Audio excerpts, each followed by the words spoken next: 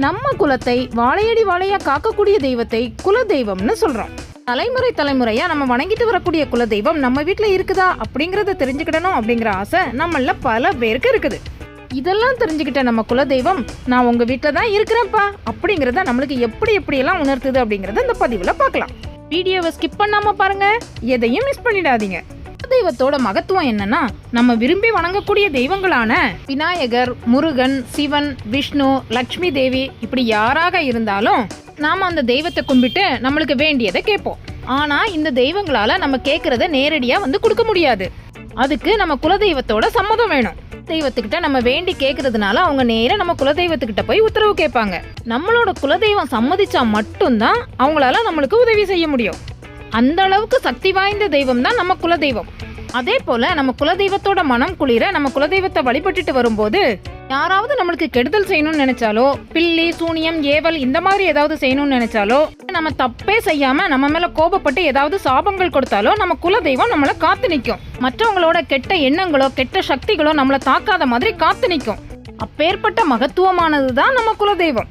பேர்பட்ட குலதெய்வம் நம்ம வீட்டுல இருக்குதா இல்லையா அப்படிங்கறத நம்ம எளிதாவே புரிஞ்சுக்கலாம். நம்ம ஒரு வீட்டுல சண்டை, சச்சரவு, வம்பு, வழக்கு, பணக்கஷ்டம், வறுமை இந்த மாதிரி தொடர்ந்து வந்துகிட்டே இருந்துச்சுன்னா அந்த வீட்டுல குலதெய்வம் இல்லைன்னு அர்த்தம். இந்த மாதிரி கஷ்டங்கள்லாம் வராம இருக்கணும்னா நம்ம வருடத்துக்கு ஒரு முறையாவது குலதெய்வம் கோயிலுக்கு போய் வழிபாடு பண்ணிட்டு வரணும். நாங்க வருஷம் குலதெய்வம் கோயிலுக்கு போயிட்டு வந்துட்டு தான் இருக்கிறோம். ஆனா குலதெய்வம் எங்க வீட்டுல இருக்குதா இல்லையா அப்படிங்கறத நாங்க எப்படி தெரிஞ்சுக்கிறது அப்படின்னு கேட்கறவங்களுக்கான பதிவு தான் இது.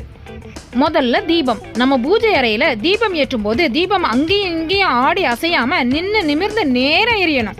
சில சமயம் கேஸ் ஸ்டவ்ல தெரியற மாதிரி தீபத்துக்குள்ள வயலட் கலர்லயும் தெரியும். இந்த மாதிரி தெரியும் போது குலதெய்வம் நம்ம வீட்டுல தான் இருக்குது அப்படிங்கறத உறுதி செஞ்சுக்கலாம். அடுத்தது எலுமிச்சம்பழம். நம்ம கோயில்ல இருந்து எலுமிச்சம்பழம் வாங்கி கொண்டு வச்சிருப்போம். நாட்கள் கடற அந்த எலுமிச்சம்பழம் காஞ்சி சுருங்கி இருந்துச்சுன்னா நம்ம வீட்டுல குலதெய்வத்தோட நடமாட்டம் இருக்குதுன்னு அர்த்தம். எலுமிச்சம்பழத்தை நீங்க பூஜை அறையில வச்சிருந்தாலும் சரி, நிலவாசல்ல கட்டி இருந்தாலும் சரி, எலுமிச்சம்பழம் அழுகிடாம இருக்கணும். அழுகுறது நல்லதில்ல. அடுத்ததா பல்லி. வீட்டோட பூஜை அறையில பல்லியோட நடமாட்டம் இருந்துச்சுன்னா அந்த வீட்டுல இறை சக்தி அதாவது தெய்வ சக்தி இருக்குதுன்னு அர்த்தம். தெய்வ சக்தி இருக்கக்கூடிய இடத்துல பல்லியோட நடமாட்டமும் இருந்துகிட்டே இருக்கும். பல்லி சத்தம் போட்டுக்கிட்டே இருந்துச்சுனாலும் வீட்டுல தெய்வ சக்தி இருக்குதுன்னு அர்த்தம். நாம பெரியவங்க யாரையாவது சந்திக்கும் போது நம்மளோட கஷ்டத்தை சொன்னோம்னா உங்க வீட்டுல பல்லி இருக்குதா, பல்லியோட சத்தம் கேக்குதா அப்படின்னு கேட்பாங்க. ஜோதிடர்கள் கூட இதை கேட்பாங்க. அந்த அளவுக்கு ஆன்மீகத்தோட சம்பந்தம் உள்ளது பல்லி. இந்த மாதிரி பல்லிகளோட நடமாட்டம் இருந்தாலே குலதெய்வம் நம்ம வீட்டுல இருக்கதை தெரிஞ்சுக்கலாம். அடுத்தது காகம். காகம் மூலமாவும் குலதெய்வம் நம்ம வீட்டுல இருக்கதை தெரிஞ்சுக்கலாம். காகம் நம்ம வீட்டை தேடி வந்து கூப்பிட்டு சாப்பாடு கேட்கும். காகம் எல்லார் வீட்லயும் உணவு எடுத்து சாப்பிடாது. சில இடங்கள்ல கூப்பிட்டா கூட போகாது. அறுசுவை உணவு வச்சிருந்தாலும் எடுக்காது. சில வீடுகள்ல அதுவே போய் கூப்பிட்டு சாப்பாடு கேட்கும். வழக்கமா சாப்பிட்டுட்டு போகக்கூடிய காக்கா சில சமயம் வீட்டை சுத்தி சுத்தி சத்தம் போடும். அந்த சமயத்துல நம்ம விருந்தாளிங்க வராங்க, அதனாலதான் காக்கா கத்துதுன்னு சொல்லுவோம். நம்ம வீட்டுக்கு தெய்வம் வர்றதா இருந்தாலும் காக்கா அந்த மாதிரி தான் சத்தம் போடும். அடுத்ததா நறுமணம் அதாவது வாசனை. வீட்டுக்குள்ள திடீர்னு நம்ம எதிர்பார்க்காத நேரத்துல சந்தனம், விபூதி, பன்னீர், ஜவ்வாது, பூ இந்த மாதிரி வாசனைகள் வரும். என்ன இது நல்ல வாசனையா இருக்கே, நம்ம எதுவும் செய்யலையே, எங்க இருந்து வருது அப்படின்னு யோசிக்க தோணும். இது தெய்வத்தோட வாசனை, தெய்வ நடமாட்டம் இருக்குதுன்னு அர்த்தம். குல தெய்வத்துக்கு கோயில்ல சந்தன அபிஷேகம், விபூதி அபிஷேகம், பன்னீர் அபிஷேகம் அதெல்லாம் செஞ்சு மாலை போடும்போது குலதெய்வம் நம்ம வீட்டுக்கு வந்ததும் அந்த வாசனை நம்ம வீட்டுல வரும். இதோட மட்டும் இல்லாம திடீர்னு சலங்கை சத்தமும் கேட்கும். நம்மள பல பேர் வீட்டுல இந்த விஷயம் நடந்திருக்கலாம். இதுவும் குலதெய்வம் நம்ம வீட்டுல இருக்குது அப்படிங்கிறதுக்கான அறிகுறி தான். அடுத்ததா சுருட்டு வாசனை. சில குடும்பங்கள்ல கருப்பசாமி, முனுசாமி, ஐயனார் அப்படின்னு சொல்லி ஆண் தெய்வங்கள் குலதெய்வங்களா இருக்கும். இந்த மாதிரி தெய்வங்களுக்கு நம்ம படையல் போடும்போது சுருட்டு வைக்கிறதும் வழக்கம். அதனால நம்ம வீட்டுல திடீர்னு எதிர்பார்க்காம சுருட்டு வாசனை வந்துச்சுனாலும் நம்ம குலதெய்வம் நம்ம வீட்டுல இருக்குது அப்படிங்கறத உறுதியா நம்பலாம். அடுத்ததா குலதெய்வத்தோட உத்தரவு எப்படி இருக்கும் அப்படிங்கறத பார்க்கலாம். நம்மளோட குலதெய்வம் நம்ம வீட்டுல இருக்கும்போது நம்ம கோயிலுக்கு போயோ ஜோசியர்கிட்ட போயோ உத்தரவு கேட்க வேண்டியதில்லை. குலதெய்வமே நம்மளுக்கு நேரில் வந்து உத்தரவு சொல்லும். அது எப்படிங்கிறத பார்க்கலாம். நம்மளோட வீட்டுல சுப நிகழ்ச்சிகள் ஏதாவது நடக்கும் போதோ அல்லது புதுசா ஏதாவது தொழில் ஆரம்பிக்கலாம் அப்படின்னு நினைக்கும் போதோ இல்லைனா ஏதாவது முக்கியமான விஷயங்கள் எதுக்காவது முடிவெடுக்கணும்னு நினைக்கும் போதோ நம்ம கடவுள்கிட்ட வேண்டது வழக்கம்.